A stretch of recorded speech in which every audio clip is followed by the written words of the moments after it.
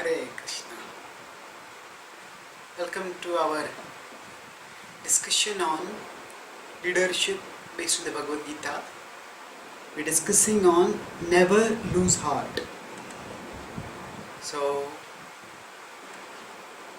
discouragement is something that can trouble everyone, and how it can dramatically, drastically, disastrously reduce a person to nothing, reduce an important person to insignificance. That is demonstrated right at the start of the Bhagavad Gita. The Bhagavad Gita begins with what could be called the world's most high profile public desertion. The champion warrior of the times is about to become a deserter, is about to put aside his bow and quit the battle. So, Arjuna was in the public view, in between both the armies, clearly visible to all the warriors and soldiers who had hailed him as a great hero. And in front of them, he put aside his bow, sank on his chariot, and said, "I cannot fight." Such a public desertion would have been unconscionable for any warrior. For most warriors, even the thought of desertion and the cowardice that it implies is unconscionable. It is worse than death, as the Gita itself says in 1.34, 2.34, Maranad Tiruchyate. It is worse than death. Then, in such a situation, what could have reduced Arjuna to such a terrible predicament, such a pathetic plight in one sense? It was discouragement. How intolerable the idea of desertion and cowardice is for a warrior can be seen in an incident that happened soon after this. During the Kurukshetra war, on the 17th day, due to a misunderstanding, Arjuna's eldest brother Yudhishthir chastised Arjuna and told him to put aside his Gandiva bow, because he considered Arjuna was an unworthy warrior. So Arjuna felt so incensed by this. Arjuna felt so incensed that his honor was so impugned by the thought of that put aside your bow, that far from putting aside his bow, he took out his sword and he was ready to slay his own brother, venerable brother. It was only because of Krishna's prompt and prudent intervention that the day was saved, that the Pandava camp was not ruptured apart by fratricide. So, how was this fratricide avoided? It was avoided by Krishna's counseling, Krishna's intervention. So Krishna exhibited sterling leadership qualities over here. As I said, prompt and prudent intervention. But coming to our point, that nothing could have caused Arjuna to put aside his bow. Even his own brother could not, brother's words were not, incensed him rather than persuaded him. No assault externally by whatever powerful enemy would normally have caused him to put aside his bow. Yet, what caused him to put aside his bow? It was discouragement. No, discouragement can take the fight out of us even before we take up the fight. Discouragement defeated Arjuna even before the enemy had picked up even a single weapon, had shot a single arrow. So, that is the devastating power of discouragement. We never lose till we lose hope. And when we lose hope, we practically lose all chance of winning. Now, leaders in today's world live under a sustained attack of discouragement from all sides, practically speaking. The volley is being shot. There are economic upheavals. There are adverse market trends. There can be socio-political changes that affect the licensing and other things. There can be inter-organizational politicking against them. there can be the rival organizations which do manipulations, and there can be a myriad other factors which can discourage leaders. And all this negativity above them, below them, around them can get into them. And if they let they somehow let the negativity become internalized, then it can set their mind on a autopilot mode of negative self-talk. That means, oh, nothing is going to work, nothing is going to work, nothing is going to work. It's all useless. It's all hopeless. Once the mind starts poisoning our energy with such talk, then soon we'll find that actually we will feel paralyzed. We'll lose our ability to think clearly, to act decisively. We'll feel as if we are being burdened by the Himalayan mountain on our shoulders. And even if we don't break down like Arjuna did publicly, but still we will be sabotaged in our capacity to lead. And that is how discouragement can devastate us. Now we may say, but there are real problems and it's discouraging. No, there's a difference. There are real problems, but there doesn't have to be discouragement because of those problems. And we have to also understand that, or to put it another way, if you say I want to deal only with real problems, then we should understand that discouragement is also a real problem. In fact, it's the most real of all problems, because without solving it, we won't be able to solve any other problem. So it's very naive to think that only things that are outside are real. That what happens outside us is real. Actually, what happens inside us is also real. At the very least, in the sense that it really affects our capacity to respond properly to external real problems. So in that sense of weakening us, wounding us, wrecking us practically, discouragement is a real problem. And finding a real solution to this real problem of discouragement is essential for us to be able to find real solutions to other real problems. And Gita wisdom offers us that real solution, as it did to Arjuna. So now, the Gita's essential message is to guide us to stay unbroken in a broken world. Unbroken in a broken world. The Gita's message initially may seem pessimistic.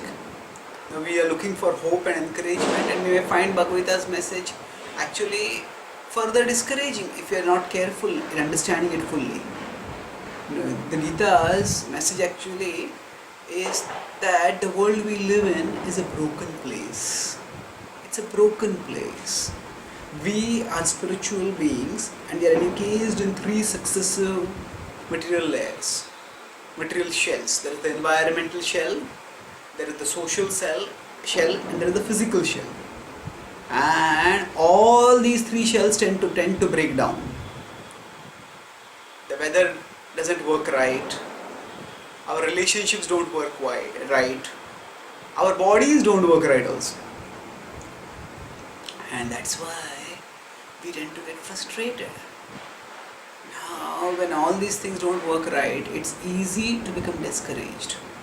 And the Bhagavad Gita, when it speaks that we live in a broken world, it is not being pessimistic. Actually, it is being realistic. Realistic in the sense that it is encouraging us to unsentimentally acknowledge the true nature of reality of life in this world. Though this may seem pessimistic, this pessimism is only initial, and it sets the stage for its actual essential optimistic message. And that message is that though this world is a broken place, we don't have to be broken by it. Why? Because we are meant for bigger things than this world. Our destiny is grander. we are meant to grow in this world so that we attain a destination beyond the fragility and mortality of this world, in an eternal level of reality, indestructible, imperishable level of reality. And that shelter is not just something which is only beyond this world, it is also in this world. The Gita explains that amidst the darkness of this world, there exists beyond this world light and love, and they can illumine us even in this world. When we connect with our spiritual core, which is indestructible, then that gives us great strength. Great strength. The Gita's call is not otherworldly, although it points to an otherworldly destination. In its action, it is eminently this worldly. Actually, it was Arjuna who wanted to turn away from this world for another world, but Krishna, through the Gita, asked him to turn back to this world, to enter into the battle of life with bow upraised, ready to fight, his vision and determination restored. Similarly, the Gita, by reminding us that there is a reality beyond the biggest problems, there's a bigger reality beyond the biggest problems, it encourages us, it strengthens us as it did Arjuna. Now, what do we mean by this bigger reality? That bigger reality, the biggest reality, is the guide by the side. So, actually, leaders know that one of the curses of leadership is loneliness, with everyone around often vying for the same position the leaders have. Leaders don't know whom they can trust and whom they can't trust. And that's why it said it's lonely at the top. But then, it doesn't have to be, Gita Wisdom explains us. Because actually we are never alone. The Bhagavad Gita 15.15 states that God is always with us. Sarvasya chaham hridhi sannivishto. That He is always with us, right next to us in our hearts. And He never ever leaves us. So, the setting of the Bhagavad Gita illustrates the nature of God's relationship with us. Now, Krishna is on the same chariot as Arjuna, by his side in the battle of life. So, this setting, the human and the divine side by side, that actually illustrates the nature of God's relationship with us also. God is not just some sage on a stage, somewhere high above, living oblivious to the practical problems of life, just giving some good advice which is not practical. No, God is not a sage on a stage. He is a guide by our side. He is right in our hearts with us. He is in the thick of action, waiting and willing and wanting to help us if we just turn to Him and seek guidance, as did Arjuna. So, when we turn to Him through prayer, through meditation, through cultivation of spiritual wisdom, we realize His guidance, His shelter, His grace. And we realize that He will always be there for us. And in the sustenance, in the solace, in the strength that we get in His love, the Bhagavad Gita represents that actually we just need to harmonize our will with Him. At the start of the Bhagavad Gita, Arjuna was trying to be the boss. He told Krishna, Senayor Ubhayor Madhya Ratham Sthapayame Achyuta. Krishna, please take our chariot between the two armies and let me see. So now his attempt to impose this action represents his attempt to impose the human will on the divine will. The result of such an artificial, unnatural imposition was confusion, dejection. Arjuna just lost sense of everything. What am I supposed to do? But when he heard the Bhagavad Gita, what happened is, at the end of the Bhagavad Gita helped him to understand how his best interests lay in harmonizing his human will with the divine will of Krishna, of God. And that's what he decided to do. He announced 18.73 in the Bhagavad Gita, Karishye vachanam tava, I will do your will. Now I will do your will. When he said this, essentially that connection with him restored his morale, restored his clarity, restored his vision. So we all can actually gain access to similar empowerment, similar strength if we harmonize our will with the divine will. And that's how we can march ahead in life, no matter what the calamities we may face. So that actually is the light and love of the message of the Gita. That we need not ever lose heart, because the source of all strength, God is with us by our side, waiting to strengthen us. Now, this mood of living a life in the light of the relationship with God is illustrated in a beautiful poem by Mother Teresa. It's entitled Do It Anyway. So she says, people are often unreasonable, illogical and self-centered. Forgive them anyway. If you are kind, people may accuse you of selfish, ulterior motives. Be kind anyway. If you are successful, you will win some false friends and some true ones. Succeed anyway. If you are honest and sincere, people may cheat you. Be honest and sincere anyway. What you spend years building, someone could destroy overnight. Build anyway. If you find serenity and happiness, they may be jealous. Be happy anyway. The good you do today, people will often forget tomorrow. Do good anyway. Give the what you have, and it may never be enough. Give the world the best you have got anyway. You see, in the final analysis, it is between you and God. It was never between you and them anyway. It was never between you and them anyway. This vision, when leaders see their relationship as not a relationship between them and their team primarily, they see it as a relationship between them and God, then they see themselves not just as doing something for the world, they are doing something for God. Then no matter what things go wrong, whether the world accepts their contributions or not, they know that God is accepting their contribution. And in that they get strength, they get faith, they get confidence. And that can put their leadership on such a high gear that nothing in this world can make them less. Nothing can sap away their. Let us see how this was demonstrated in the life of an extraordinary modern day saint.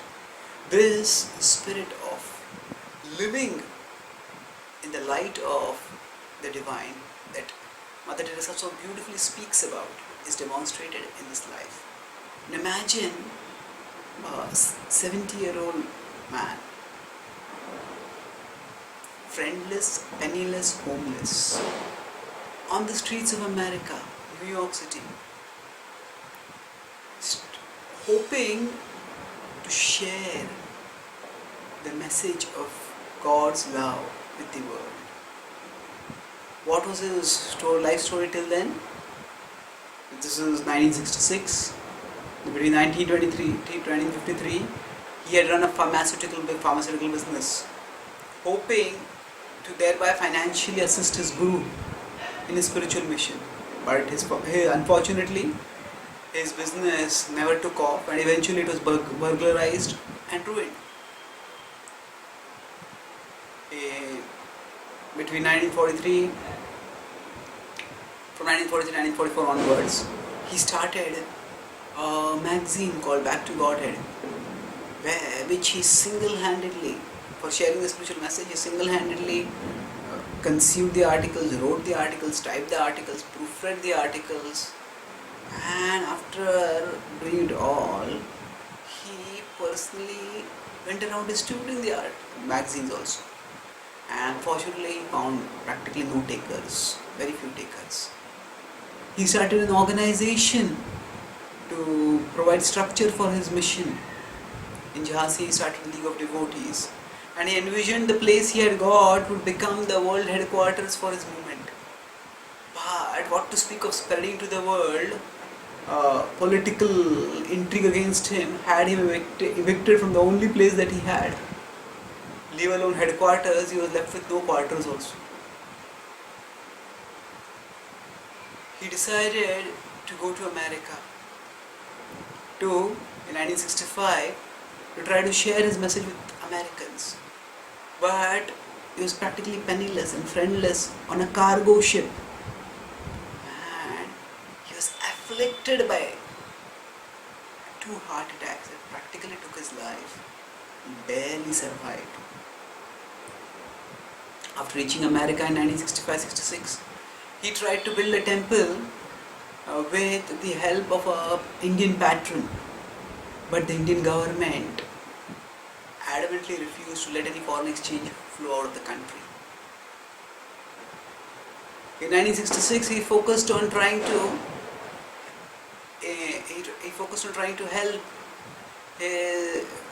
help young American seekers who were interested. Many of them were hippies, but he tried to inspire them to take up serious bhakti yoga. One of his most serious student, who aspired to become his disciple, one day suddenly took a drug overdose, went mad, went berserk, and came with almost a violent, murderous intention to attack his guru. The guru had to flee for his life, not only from his only disciple, from his own prospective disciple, but from the only residence that he had. Can you imagine what must have been the plight, what must have been the devastating discouragement that this could have caused an ordinary mortal? But this person was no ordinary mortal. He was a great spiritual leader. He was His Divine Grace A.C. Bhaktivedanta Swami Srila Prabhupada. He was convinced that whatever he was doing, it was between him and God. And he knew that God was watching and appreciating his efforts. So he raised his chin up and continued on, trying to find some crevice to keep his efforts going on, but there seemed to be a giant wall blocking his way.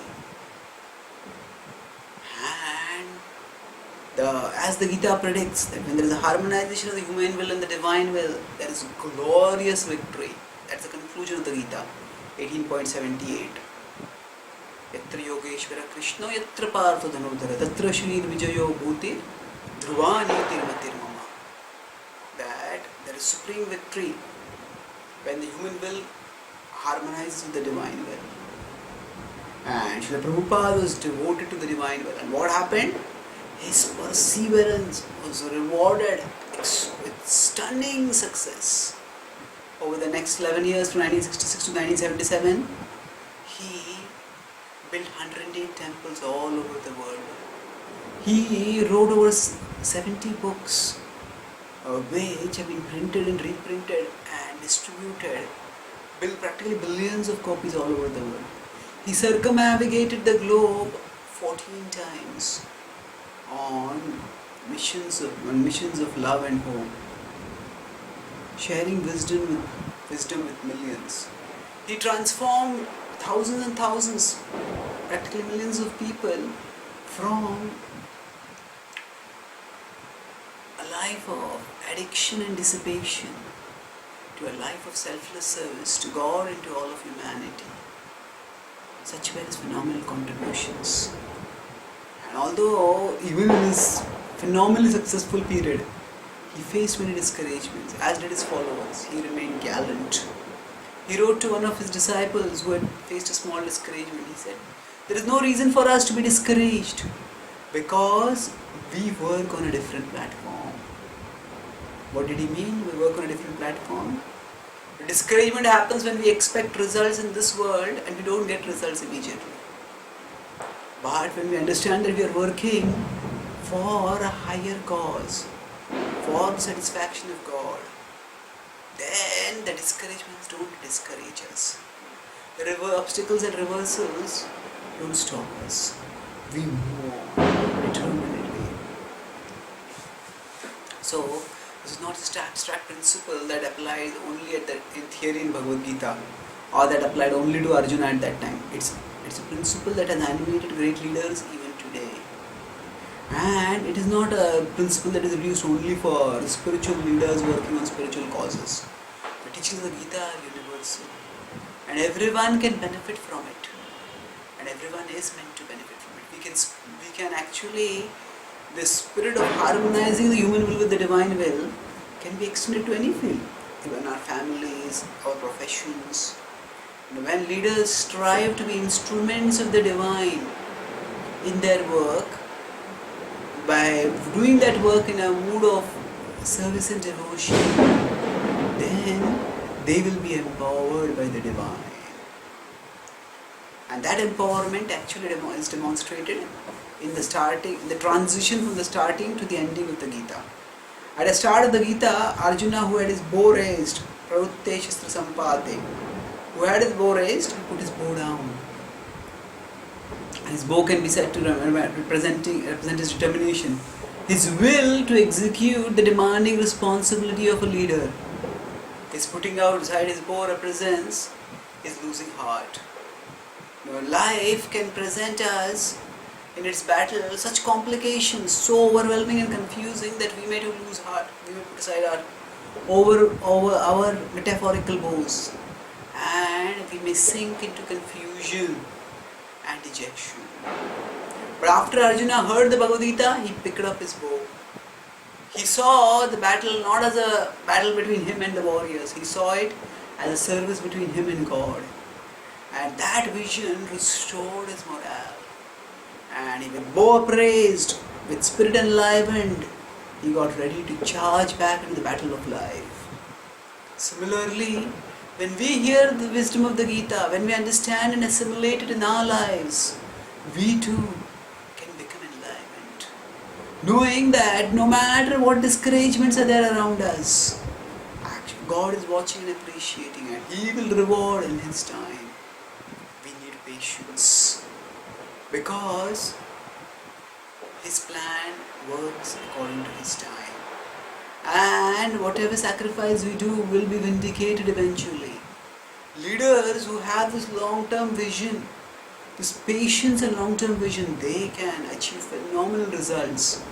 They can withstand shattering breakages. They can endure devastating losses. They can weather unbearable storms. And through it all, by the loving, sheltering presence of God and His wisdom, they can march ahead and achieve successes that would be otherwise impossible to achieve. One of the greatest leaders that modern times has seen is Mahatma Gandhi. He led the world's greatest non-violent movement for independence successfully against what was at that time the world's greatest military power, political power, Great Britain. And he said he faced immense discouragement during the course of his leadership. But he said that when doubts haunt me, when disappointment stares me in the face, and I see not a ray of hope on the horizon, I turn to the Bhagavad Gita and find a verse to comfort me. And in the midst of overwhelming sorrow, I start smiling. Those who meditate on the Gita will find fresh joy and meaning every day.